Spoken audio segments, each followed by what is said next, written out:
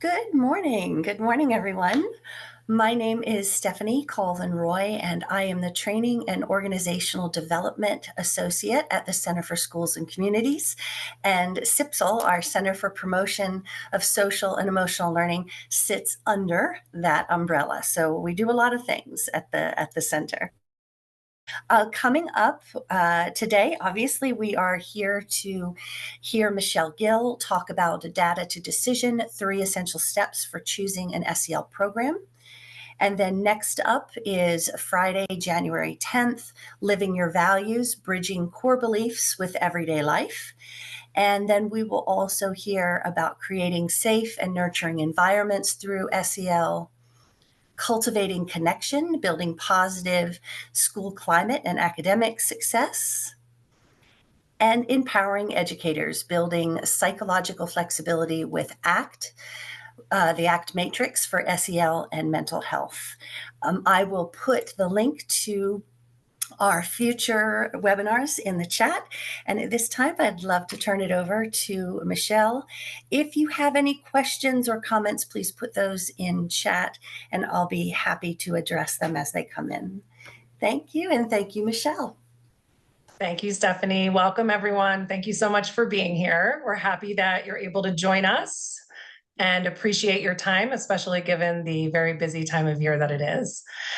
So welcome to our webinar, where we're going to talk about 3 essential steps for choosing and then sustaining the implementation of a program that you want, that your organization is looking for to support the social and emotional well-being of students and others in the community. I am Michelle Gill. And I am oftentimes in my presentations, I like to add this picture of myself at 10 years old, popped collar, bangs that I keep trying to bring back, just as a way to remind myself and those who I'm presenting with that we carry these younger versions of ourselves with us forward into whatever work we're doing, and just to kind of honor that in myself and others. I am coming to you from Montgomery County, Pennsylvania. And these are some tiny images that I really believe in the power of connection and finding things that unite us. So there's a few images there of some things about me, so as not to take up a ton of time talking about myself, but to let you know some things that are important to me. And I always invite, if there's anything that stands out to you as a connection, that you're welcome to drop that in the chat so we know we have those things in common. I am the founder of Believe Learning. And we are an organization that supports the social and emotional well-being of education professionals and the students they inspire. We do that through consulting, professional learning, and coaching geared at both individual and systems level social and emotional well-being. I've always been in the education world for my career. I taught for 14 years in the School District of Philadelphia and later in Fairfax County Public Schools in Northern Virginia. After doing that, I stepped into a role as a consultant and later a director for an SEL nonprofit where we supported schools and districts on their SEL implementation journey. I just wrapped up last year, several years in a Bucks County school district as a central office administrator for their social, emotional, and academic learning program K-12. And so it is a passion of mine and something I'm really happy to be here to share more about. Today, as I said at the outset and why you signed up, we're here to identify and explore 3 key elements that help to support and sustain effective social emotional learning programming. I also want to acknowledge, though, first and foremost, I know I don't know you yet, and I am going to pause for a moment in a couple of moments and invite us to get to make some brief connections with one another. But I'm assuming if you're like many people in, child services, emotion, or education, there's a lot on your plates at all times. So what I'm going to share are 3 key elements in an optimal situation. And I also want to acknowledge that sometimes because of organizational or time constraints, we need to take an efficient route to making a decision, and some things may need to be moved through more quickly. I want to honor that, give yourself the grace that sometimes that's the decision that has to be made. So while I'm sharing today, know that I'm coming from a place of so here's the ideal version. Take from it what you can given your current context. I also want to make really clear that I am not here to advocate for any specific SEL program. There are many, many of them out there, but I am not here on behalf of any organization that sells an SEL program. Rather, I'm here to share using an evidence base for really effective district-wide and school and organizational implementation and outcomes. So hopefully, with that foundation, we have some clarity together as we move forward.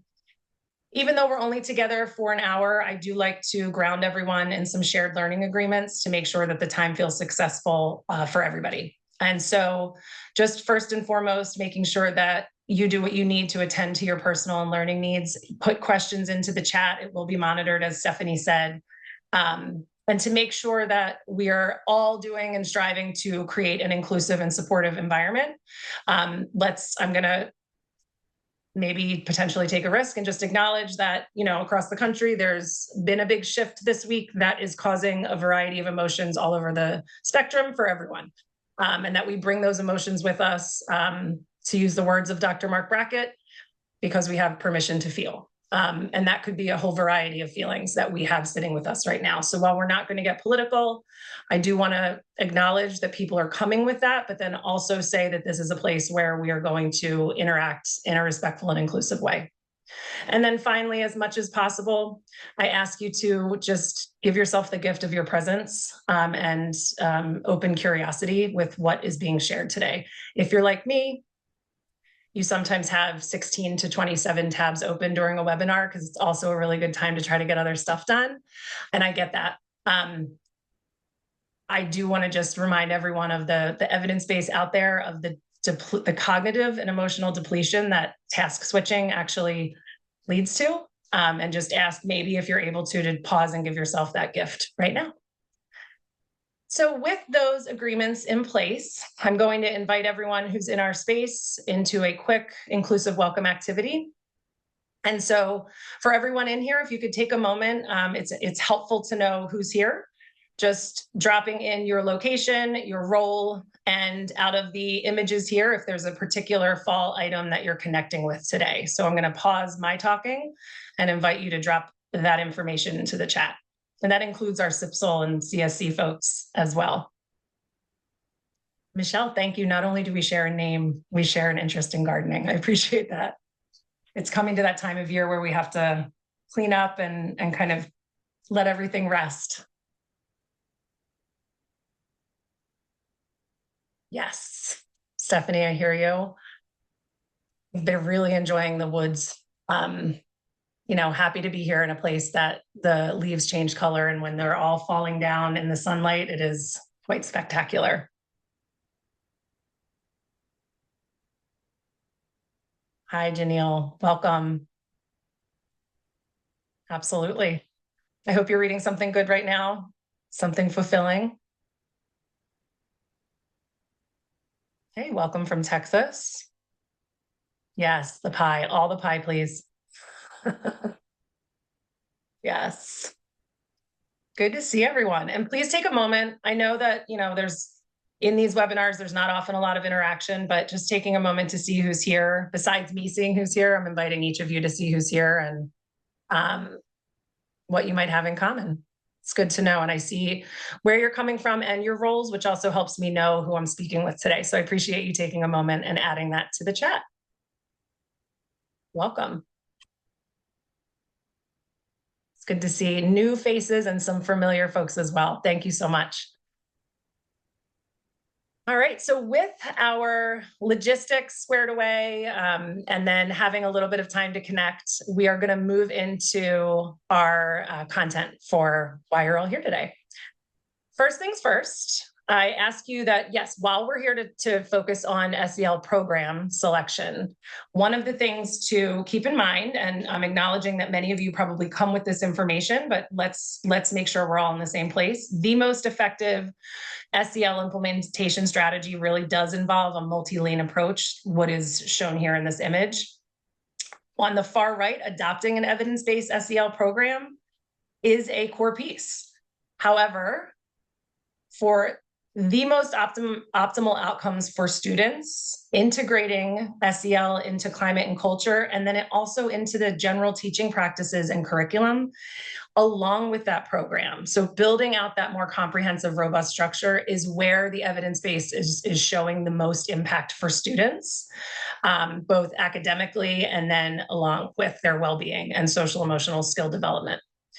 So while those first two lanes are near and dear to my heart, and I know SIPSL's heart as well, and a lot of the work that we do with schools and districts is around that integration.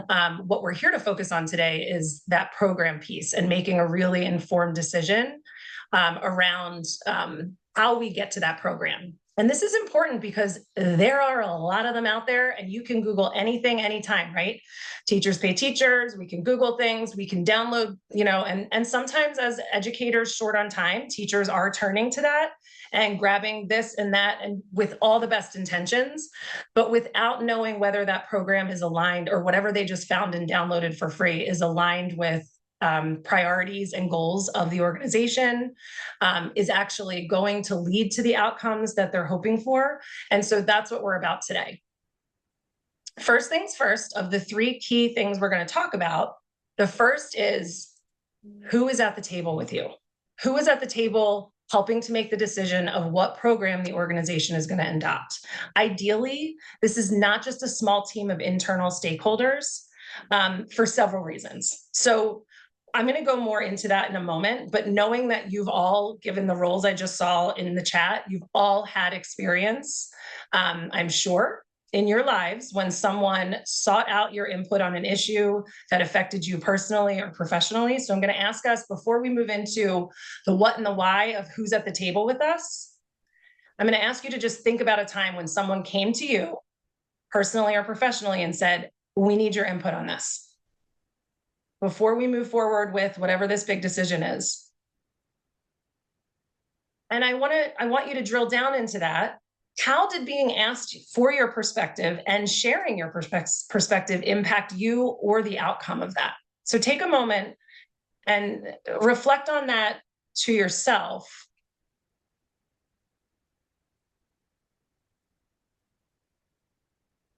And then I would love to invite, if there's someone who's willing to and able to unmute and maybe speak to this very briefly. I'll be quiet for a moment and see if anyone's able to take me up on that. In the meantime, if you're someone who's like, no, thank you, I did not plan on talking in this webinar, feel free to add your thoughts into the chat as well. It'll be several times for us to interact that way.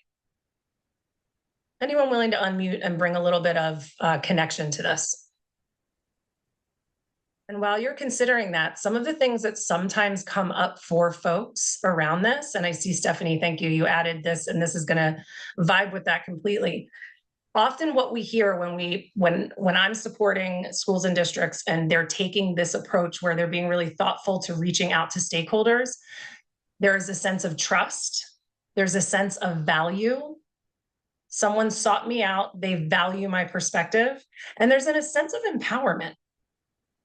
Sometimes they find that through that, it actually changes the direction of an implementation plan. It might have improved a system district-wide. We've seen that happen. Or it creates space for a previously marginalized group to be represented and be at the table.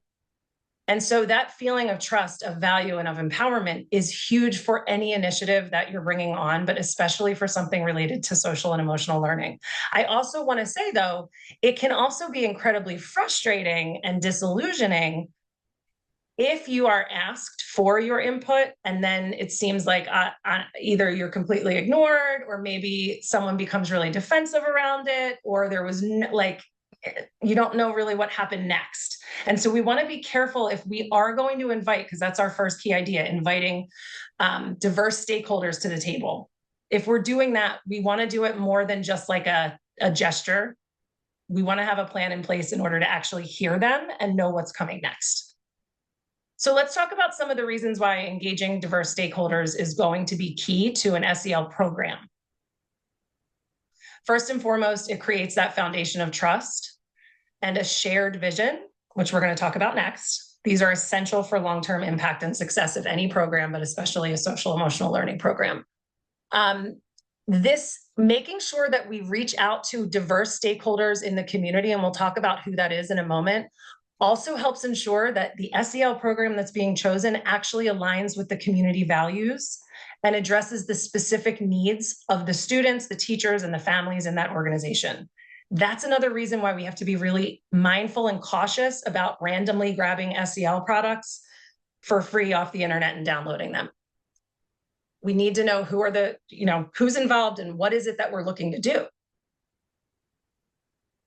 Something else important to keep in mind is when we include multiple perspectives, as Stephanie said in the chat, it does build more buy-in. It fosters a sense of collective ownership. So you're not just like, an administrator out here on your own trying to push this through. And it enhances the likelihood that this program will be successful and sustained past the person that made this decision. We want this to be a group effort that lives on beyond a single person. There's a couple of constructs that diverse stakeholder input can really help to bring to life, and that is a sense of belonging and collaborative problem solving. When stakeholders feel included in an SEL program selection process, there can be an inherent sense of belonging within the school community, which reinforces their commitment to the program's success. And then a sense of, hey, we're in this together to collaboratively problem solve what comes up. So these are really important pieces to keep in mind. And then we want to think about, so who is it that we might invite to the table, right? So knowing, again, going back to the roles that I saw you put in the chat for what you do during your day jobs, I know you've got a list going in your head of who would be really important to invite. Here are some of the groups when I've partnered with schools and districts to help support them in this process. These are some of the folks that were really important to bring to the table. We know that really popular quote, "Nothing about us without us," from the 1990s disability rights activist James Charlton. That always comes to mind for me when we are doing this work with schools and districts. If we are bringing something on that is going to impact families, community members, and students, let's make sure we're bringing them into talking about it.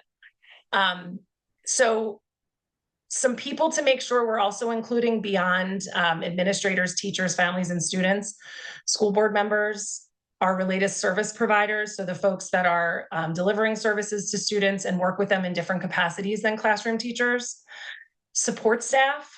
These are people who are often navigating really difficult social and emotional situations with students, maybe present in the classroom while these things are going on. Before and after care staff, let's keep them in the loop so that eventually maybe this can grow into something that can spill over into out of school time. And then our community partners, whether it's groups, faith groups, whether it's the Chamber of Commerce members, whether it's other groups that the district, school, or organization typically partners with. They bring valuable perspectives. And it can be incredibly powerful to be like, oh, regardless of other differences, we actually do have a lot in common about what we want our students to experience. And also remember that when we bring an SEL program into an organization, it's not just going to live with students. It impacts the adults in the community as well. We'll touch on that in a moment. So with these voices, with these diverse groups, and if you think there's any groups that I've missed on here that have been key to initiatives you've done in the past, please add that to the chat, because it's going to help me and everybody else in here to remember that there may be some additional groups. I want to pause. We know who we want to invite to the table, but let's talk about, and this is, remember, we're still in that first key idea about engaging diverse stakeholder perspectives. Some of the ways that we can do that, it doesn't always have to be the same method over and over again. There are some informal and formal methods that can take a shorter amount of time if we know that this is a process we need to move through efficiently. I'm going to touch on a few of these and just share some methods that have been really successful in the work that I've done with schools and districts when they are engaging diverse stakeholders. Sometimes just your surveys and feedback forms that can be sent electronically where we want to make sure that we get a representative percentage back, hopefully. But those can be a really quick method for us to gauge where folks are with, with bringing an SEL program on. What are the important things that you think need to be represented in this program? What do you notice about these SEL skills? And I'm going to pause right there because I just did it. When we are engaging diverse stakeholders, we have to remember that they are not all in education throwing around acronyms all the time. And one of the most important things we've all learned in this work over the last 4 years is the more we use acronyms, the more we risk othering people. And so I'm going to try to be really mindful of that again as well, in that when we are talking with our stakeholders who might be outside of classroom teachers and administrators, let's name what we're really talking about. If we're talking about social and emotional well-being, if we're talking about career-ready skills, and we want to break that down and define it, and we're going to talk about that in a moment again. A couple other things to keep in mind. If we've done surveys or feedback forms, following up has often been really helpful. When I've been able to help districts look at the data they've gotten and then pull some focus groups or some listening sessions together to find out a little bit more about what we saw. So, wow, this district's been working really hard on belonging practices. And our survey and feedback is showing that people are still saying that we might need a program that helps to build that. That's a surprise. Let's pull a focus group and find out a little bit more about what's behind that. And that can sometimes be hard to do given the time constraints that are on folks. So this is sometimes why it can be helpful to bring in a partner to help with that. I want to touch briefly on community forum. Sometimes there can be, having worked inside districts, I know this well, there can sometimes be a little bit of hesitation with bringing a bunch of people together who might have diverse perspectives, because it's like, what's going to happen? I've been part of some really challenging, in a good way, community forum events where students, teachers, administrators, family members, Chamber of Commerce members, the local state representatives, local community college leadership came together and talked about what we want for students in order to support their academic success. And no matter where people were coming from, politically, ideologically, what we left those sessions with in those organizations was an understanding that everybody cared about preparing students for their careers beyond academic and technical skills, that they wanted students to be able to collaborate, to be able to agree and disagree respectfully, to be able to show empathy.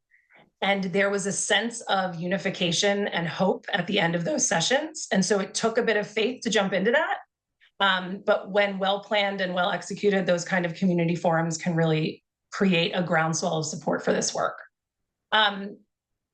Some of the others are a little bit less formal. So interviews, classroom visits, all of these things are going to give us the qualitative and anecdotal data that is part of a complete puzzle of what type of program are we going to select. So ideally, before that selection takes place, we are using at least one of these formats. There's very little chance that we're going to have time to use all of them, but at least one of these in a thoughtful way to gather some qualitative data about where folks feel like we are and what we might need. However, please keep in mind that when we bring a group of diverse folks together, there's lots of ways to be diverse, beyond culturally, racially, economically, diverse roles, diverse perspectives. It is not enough diversity alone is not enough to truly foster an inclusive environment where everyone feels a sense of belonging. Without intentional planning, facilitation, and sustained effort, diversity can fall short of creating a supportive and collaborative environment where people are actually going to speak their mind in a way that's they can be heard and hear others. So for diversity to translate into inclusion and belonging, schools and organizations we have to work really actively to ensure all the voices that you bring together are actually valued and respected and integrated into the SEL decision process. That can be hard I know that some of you in the work you do, I trust that you've come across this challenge and you've navigated it. One of the things I sometimes am able to help organizations with is reflecting on how they're doing with engaging diverse groups in an inclusive way. And so one thing we wanted to share with you is a tool that can help with that. Stephanie's going to drop the link in the chat. It's a thought tool for people who are leading this type of work to reflect back on. So we want to include diverse folks, but are we diverse perspectives, but are we actually creating a sense of inclusion and belonging where they are sharing their perspectives? Because you may be like me, where you've sat in rooms where people probably did believe different things, but only like one or two people talked the whole time. Or when someone talked, there was like a weird silence afterwards and everyone was afraid to have any sort of different opinion. We want to keep in mind too, when we bring diverse groups together, like the community forum I described a few minutes ago, there's people in that room with a lot of positional power and authority. And there are students, there are age differences. So if we actually want people to participate, we need to acknowledge that and create a process and a structure and a protocol so that people can learn to have those conversations productively. So Stephanie, thank you for adding that tool. That's a take it or leave it for those who are here. If you'd like to use that tool or add it to your toolbox for creating inclusive group work when you are really trying to bring a lot of stakeholder input. So that's the tool that we shared. Now that we've spent some time looking at bringing a diverse group of perspectives to the table, let's think of that as the beginning of the process. We've thought about who we want to invite. We've tried intentionally to create the conditions where folks will not just be there and we can say, check, we did it, but we're actually looking and seeing, oh, this is a diverse group of stakeholders who are open to sharing their perspectives. Now we need to talk about where we're going. So my apologies, the documents maybe don't have access right now, so let me work on that. Stephanie, you may be able to make a copy and just make it have your access. Yeah, thank you. Sorry about that, Erin. Thanks for letting us know. Definitely thought I did that. So now we need to know, do we know where we're going? And I always go back to, I said this in the beginning, if we, and I've been in these shoes as an educator, you don't have a lot of time, you want to help your students understand how to collaborate. So you're just like really quickly finding something online that can help with that. I get it. But how does that connect to the bigger picture? What is the actual vision of the organization that contributes to us choosing an SEL program that helps us to get to our vision? So we've invited folks to the table. Now, where are we going? I'm going to bring it back to you all for a moment. Consider a situation where you've maybe felt a lack of alignment or clarity on the goals of an initiative. So something's been rolled out, something's coming. You may have been involved in the rollout or not, but maybe there was a lack of clarity on the goals. Oops, my apologies. I'm just going to ask you to consider briefly how this impacted your engagement in the initiative and also the effectiveness ultimately. So if you have a moment, you can reflect on that and think independently on that, add it to the chat. I'm going to pause for a moment, give you a moment to consider that. If anyone's interested in speaking a little bit to this, feel free to unmute. We have time for one or two people to do that, if so. Thanks, Stephanie. Erin, if you find, or others, if you find that there's still an issue with that, our apologies, thank you, and just let us know. So as you consider this question, I want to share a couple of things that come up when we work with groups who are trying to launch an initiative. Three big emotions tend to come up when there is a lack of clarity on the goals of what we're doing. Where are we trying to go? The three big things that come up are frustration, disengagement, and confusion. And when we are trying to select something to enhance the well-being of people in our community, we don't really want those things to be part of it. Sometimes they are, and then we need to just navigate it as best we can. But people feel frustrated when they're unsure of an initiative's direction or purpose. This can stem from not knowing how they're going to contribute. It can lead to a sense that their time and effort's going to be wasted, which is, that's not what we want. People are already busy in schools. Asking them to do one more thing and them not knowing why is risky. The disengagement factor. We know unclear goals can lead to a lack of motivation and a feeling of disconnection, even purposeful distancing from the work. When we're not sure why we're doing something and how it fits into the bigger picture of things I also care about, they may disengage. And sometimes what I've seen, what I've experienced is you start to bring minimal effort to it. And this sort of well-being work requires an engagement level and an effort level. So that won't get us to the outcomes that I know that we're looking for. And finally, you've probably heard it before, clear is kind. When we aren't clear, we can cause confusion about priorities, roles, outcomes. It's difficult to make decisions or take action. This often leads to delays in timelines and can really undermine confidence in the progress, the success of the program. So overall, when we've got frustration, disengagement, and confusion, we start to see morale go down, progress slows down. And that's why it is so important, and why the second key piece of choosing an SEL program, going from data. So we've talked about the qualitative data that we can get from stakeholder engagement. Developing a shared vision is a key piece of this. It builds buy-in. It's everything opposite what we just talked about. It promotes collaboration. It supports a cohesive, sustainable approach to social emotional well-being and implementation. It also models like a systemic well-being. When we create a clear vision that people can connect with, that's an example of a systems approach to well-being. When we create a confusing system, we're moving in the opposite direction of that. And sometimes it happens by accident.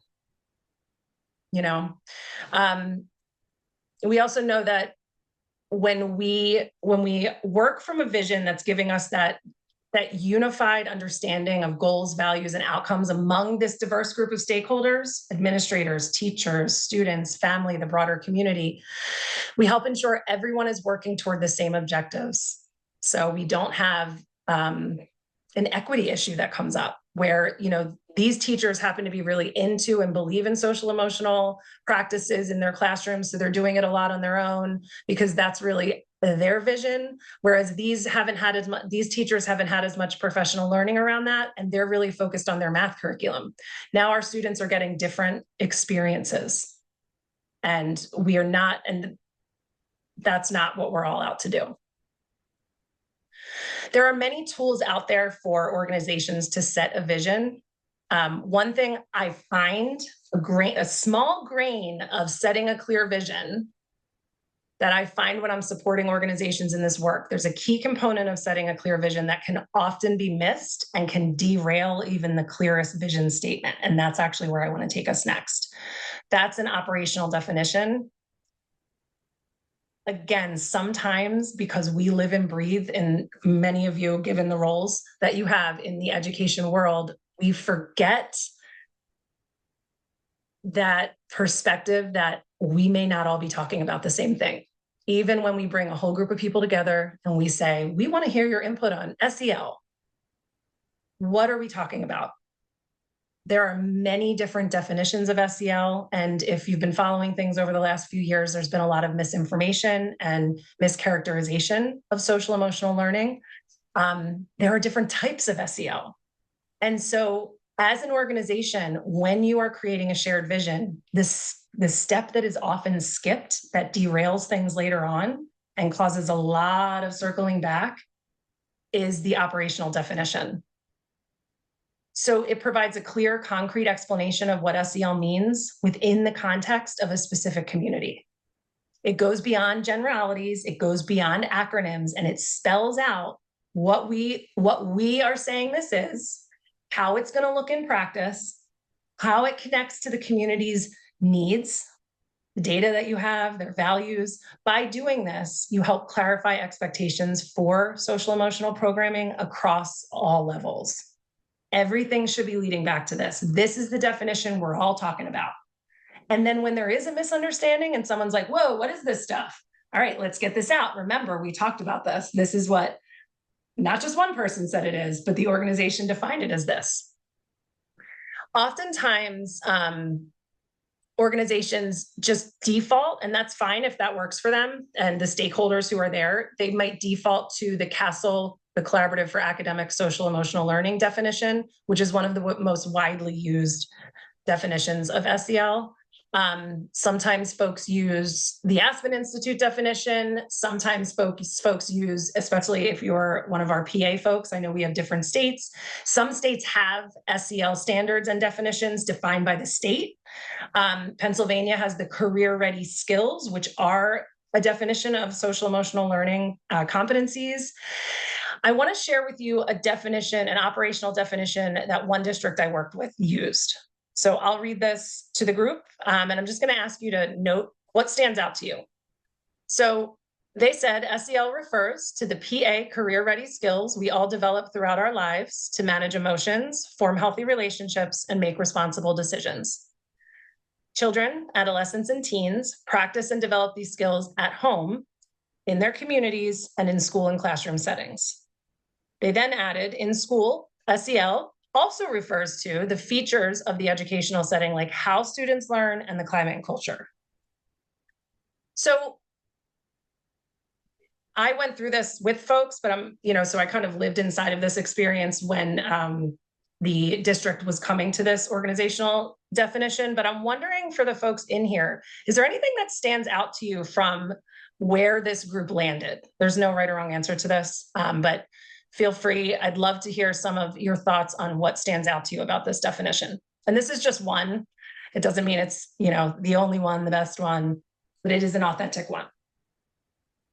So please consider either adding a thought to the chat or unmuting if you've got something you're willing to share. I'm going to add the question.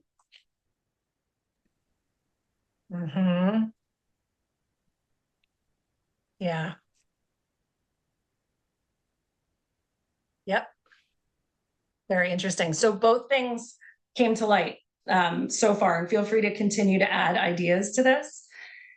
The at-home piece became really, really important. In this organization, the diverse stakeholder group they brought together and then the vision they were creating, it was incredibly important to this group that they valued the contribution of families as they used to say, the first and most important teacher of these skills. That it was almost like a breath of like, okay, you guys see that we're trying to do this too, right? And then school could say, yep, and we want to partner with you to do this together. We're not trying to do this instead of you. And then the piece that came up later was absolutely that there's nothing in this about the adults in the community yet. And so theirs was very, very focused on the students. And through continued conversations, wondering, I wonder why our efforts at building the adult piece of the SEL keep falling short and needing to figure out, are we at a place where we're redefining this? Absolutely. Thank you so much for adding your thoughts on that. So this is something that worked for this district, but what was helpful was they were no longer talking about different things, and some of the misinformation or the challenges that were coming up around this work were clarified. And so if you are in an organization that has not yet, even if you're already into your SEL program choices, maybe you have not yet defined clearly, or if you might be by default using CASEL's definition or a state definition, and that works as long as everyone knows what that definition is. So another tool we have for you is a way that an organization can come together with a group of stakeholders as part of their vision and create an operational definition. It's never too late. In fact, this can be part of, it doesn't have to be like, oh no, we didn't do this when we first started talking about SEL, it's too late. This is a powerful thing. And if you've been doing SEL in your district, to pause and say, where are we now? And is there anything we need to clarify? So consider that tool as something that might be helpful. Thank you, Stephanie, for sharing that with us. As a as a team is working together to create a vision. So we bring the group together. And that second piece is that where are we going? Are we all clear on it? Something that I really want to just make sure everyone keeps in mind is that in some ways, we really, over the years, as social emotional learning has gotten more researched, has gotten more publications and teaching practices and programs, we realized that, and this is largely through the work of Castle, that there are buckets that SEL itself fits into. And so as an organization, when you are choosing which program to go with, programs are aligned with these 3 bullets that are on this slide. So personally responsible SEL is social emotional learning that focuses on developing skills for risk prevention. So well-being, creating that buffer, individual success and personal well-being, self-regulation stuff, very important. There are a lot of programs that focus solely on that. And there are a lot of organizations where the data they're using says, this is what we need. And so that is going to help us kind of cull through all of the SEL programs and say, we actually need one that focuses primarily on personally responsible SEL. Or there's the next phase, which includes personally responsible SEL, but focuses on both skills for individual success and well-being, as well as interpersonal relations and community building. I would say in my work with schools and districts, this is where the majority of people are landing with the data they collect, the stakeholder groups they bring together.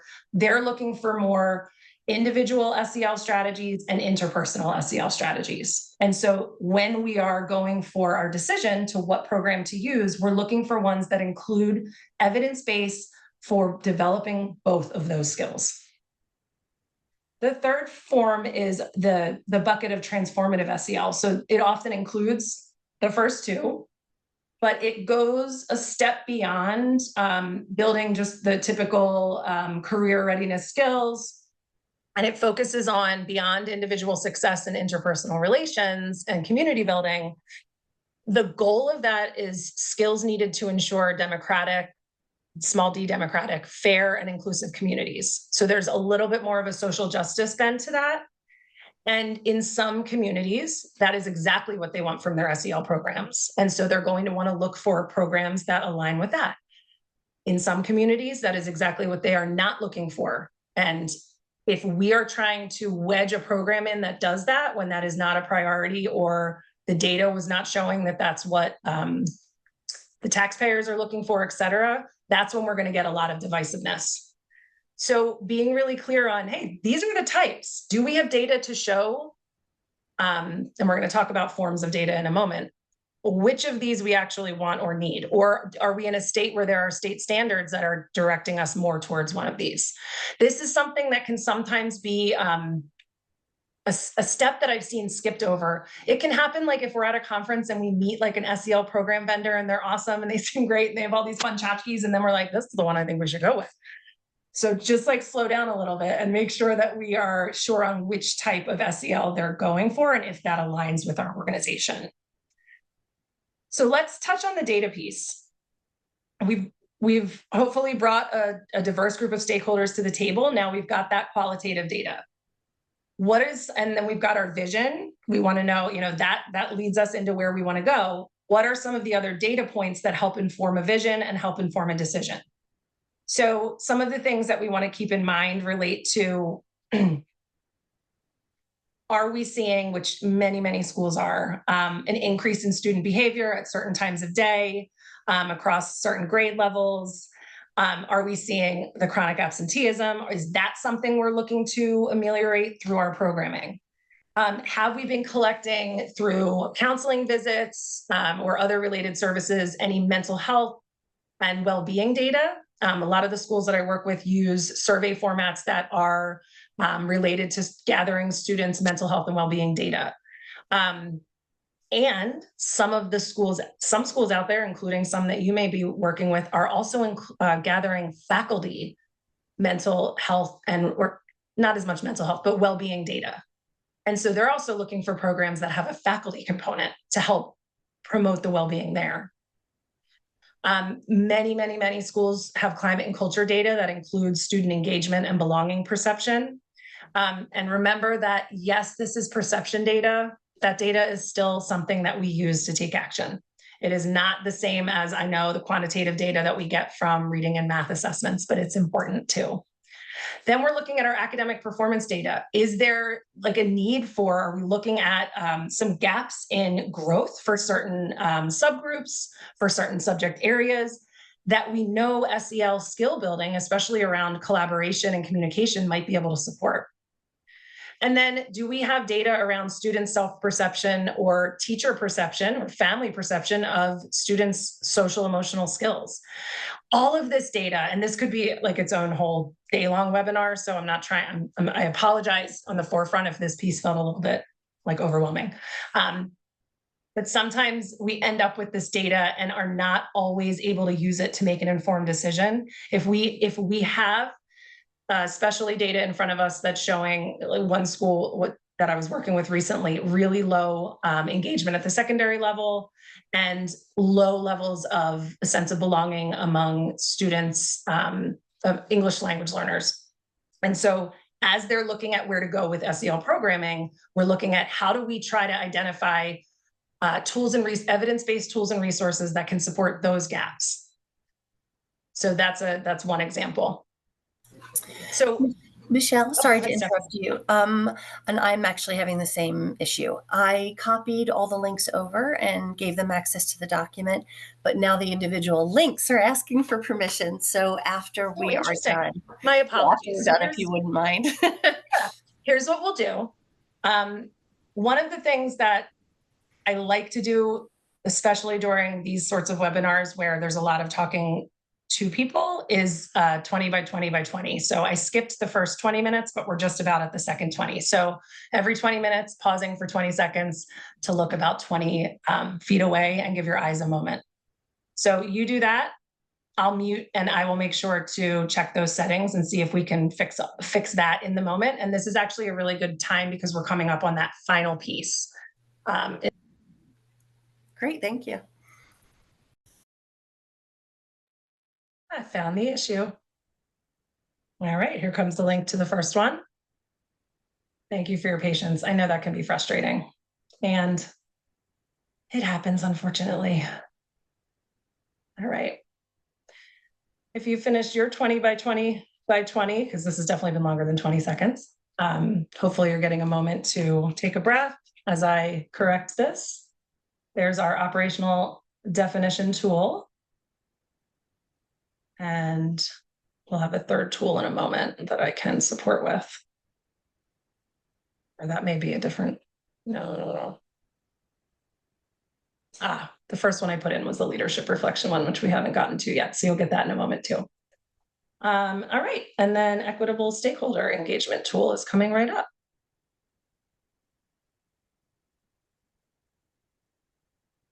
All right. Got it. So 3 tools are shared. Those are all 3. Thanks for your patience and thanks for clarifying, Stephanie. So we have brought hopefully we're able to bring some diverse stakeholders to the table, create a clear vision for where we want to go with social emotional learning. And one thing I want to say with that before leaving it, there's no need to create a brand new vision if your organization, like if you're in a school or a district that has the portrait of a graduate and that includes SEL related skills and competencies, or you are in an organization that has a vision that is academic and athletic and also includes skills related to social and emotional well-being, you can use that. You don't have to restart with a whole new vision, but make it clear that that's what you're using. That when we are choosing a program, we want this program to lead us in the direction of this portrait of a graduate and these competencies. If those do not exist, like the organization where I was an administrator for several years, they were in the process of redoing their entire district vision. And that vision really didn't say anything other than academic excellence, which is really important. Luckily, as we were building our SEL vision, we were also rebuilding the district vision. So we just made sure to build in language related to respect, respectful citizens that can contribute to the world, things like that. that our parent advisory council and student advisory council helped us with. So it does not have to always be its own vision. But the one key thing, as I said, not to skip over, is that step of making sure we have an operational definition that everyone agrees on, and that we're not all talking about different facets of SEL. So moving from bringing folks to the table to making sure we all know where we're headed is, once we have a vision, we've got data that's showing us we need a certain type of SEL programming, where are we going next? So thinking about a routine or habit you may have adopted in the past and have been able to sustain, I'm going to ask you to think about some of the things that often contribute to new habits, new initiatives, personally, professionally. Some of the things when we've worked with groups in the past, things that have come up is things like starting small, making sure that there's manageable steps, that there's positive reinforcement built in, that people are seeing benefits, that if there's something I've done in the past, tried to restart my mindfulness routine in the past and really did recently. I had one, and then in the summer I was like, I got to get back to this, and I started seeing right away like my attention and focus was actually improving. So efficacy is a key piece of this kind of work. And then finally, what's our accountability when we're trying to build a new habit, a new initiative, and not accountability in a scary way that someone's like breathing down our throats, but that we care enough about this and believe enough in you executing this in the way we've discussed, that we're going to hold each other accountable to it.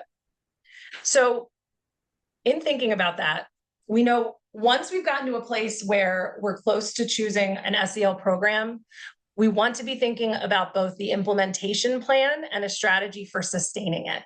And again, going back to the roles that you added to the chat, I know that you are used to this sort of implementation and sustaining planning, given what I'm sure you're doing in your roles. When we don't just focus on the short-term implementation, but the longer-term sustaining, we know that this can outlive, leadership changes. It can outlive budget changes because we've already clarified where things are coming from.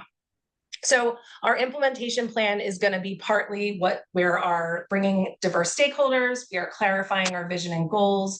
We are doing our initial purchasing. We are scheduling. When is this actually supposed to happen? We know it's not going to magically get implemented. And then we're making sure we have the staff to lead it. We're making sure we have that initial training and the resources needed. And we have really clear pacing timelines that these are the things we're trying to accomplish in order to get to our vision. The piece I want to focus on right now is the sustaining piece. This addresses how the program is going to remain effective over time. And that's got to include effective feedback around how implementation is going, that we have ongoing buckets of funding that are not necessarily things that are going to, I know a lot of us, we put a lot, we were thankfully able to use those ESSER funds. But when those kind of things dry up, have we moved it into a place that lives on in perpetuity that we can fund? Continued professional development that we'll talk more about in a moment. Rapid learning cycles. So we're not just looking at, one professional development a year or just that first one, but that we're zeroing in on a facet of implementation and we're sharing a key strategy, maybe doing some observation work around it. How is that implementation going? Collecting some data and then following up. So we're doing these quick learning cycles around it throughout. This is where I want to remind you that at the beginning of this, I said, what I'm going to share with you today is kind of like that ideal, and that we have to acknowledge that we all exist in the real world where there is a lot of factors competing for our time, attention, and resources. And of what I'm sharing with you today, there are parts and pieces of this that, if done all, as they are, great. They're going to contribute to a really well-executed, well-selected, and well-sustained program. We may not be able to do all of that. And so we want to acknowledge the systems that we exist within, and that we want to do the best we can, and that we're doing the best we can. So if we can't do every single thing on here, some grace for that. The 2 points I want to make about sustaining this. If we want teachers to support students' social and emotional development, we want to support the change process teachers have to go through in order to implement these programs. A lot of the work that SIPSEL does and that I've done with schools and districts does relate to supporting the adult social emotional well-being. And that while that's not the focus of today's webinar, it is crucial. In addition to that, beyond just being handed resources and given that initial PD, we want to make sure that we're aware of the change process and supporting it in the way that leads to their feelings of both individual and collective efficacy. One of the things that there's a really strong evidence base for is the role of coaching, ongoing coaching for teachers as you've chosen your program and they're trying to implement it. There's substantial evidence showing that this is a pivotal piece in sustaining SEL implementation. Some of the bullets on here are some of the things that come out of that when we leave this piece out, and this goes all the way back to like Sarah Rim Kaufman's research at UVA around SEL implementation, that purchasing it and doing the PD actually did not have the change impact. What had the change impact was the follow-up. It's what happens after the PD. So that's one thing to keep in mind. The other is the number one predictor of whether a new initiative sustains in education is strong leadership support, particularly from the school and district leaders. We know they play a critical role in securing resources, modeling values in the initiative, and creating the kind of environment that reinforces commitment among the staff. When they actively endorse and prioritize an initiative, it signals its importance. It fosters additional buy-in. I know this is not always the easiest thing given everything on administrators' plates, but it helps to provide the stability and encouragement teachers need to implement new practices consistently. And this makes sustaining far more likely. So the third tool, which I already dropped in there, but the third tool that we wanted to share, because this piece is often overlooked when choosing a program, is how are we supporting the leaders in making sure that this sustains? If what I just said is true, which it is, fact and evidence, that the number one predictor is leadership support, then what does this program offer in terms of supporting leaders that isn't a huge, heavy burden on them? Because we've got to be realistic about, the amount that they're juggling. And so one of the tools we shared is just one way that sometimes leaders are able to do some quick reflection and either self-coaching or PLC coaching with one another on their own SEL leadership through some of the key competencies that come up with when I'm leading SEL in my building. So I always say, like, if you're bringing on a new math program or a new reading program, it is key that leadership knows, like, what to expect. What are the look fors? How do I support teachers? Do we have the resources? But no one's necessarily expecting to see you walking down the hallway solving a math problem according to the new math program. They are looking to you to be modeling the SEL skills, like, in practice. And so we have to support leaders with that. I think enough said, right? So that tool is just one way that we can help with that. As we wrap up today, we know that I talked today about 3 key elements that support effective SEL program selection. And key with that is not just selecting it, right, and putting it in people's hands. So these are the 3 things that can often be overlooked, and that's why we wanted to focus on them today. In the work we do with schools and districts, everyone is so well-intentioned and so busy. And so SIPSEL and I wanted to make sure we touch base on these 3 things. And I know I said a lot, but I want to leave you with this. Effective SEL program selection is not just about choosing the curriculum. It's about fostering collaboration, aligning with the community's values, and ensuring long-term success by planning for sustainability. Further questions can be, Stephanie, folks reach out to your office afterwards. Yeah, there's a request for the slides. Oh, okay, great. Yeah, I can drop that. Oh, wonderful. Thank you. Mm-hmm. I'll check and make sure that it is shareable. Give me one moment. And then I want to thank you as I do that. I want to thank you for your time, your attention, and the work that you're doing. I know that I know what it entails. I know we don't know each other well, but I know what it entails, and we appreciate the time and effort you put into today. Stephanie, I don't know if there's anything you want to share to wrap that No, up. just thank you so much, Michelle. This was really valuable information. We certainly appreciate access to the slides and the tools. So thank you for that. Absolutely. I also put a link in the chat for our upcoming webinars. Hopefully, some of you will be able to join us for that. Thank you so much, Michelle. Yeah, thank you all. Have a great day. Take Thank care. you too.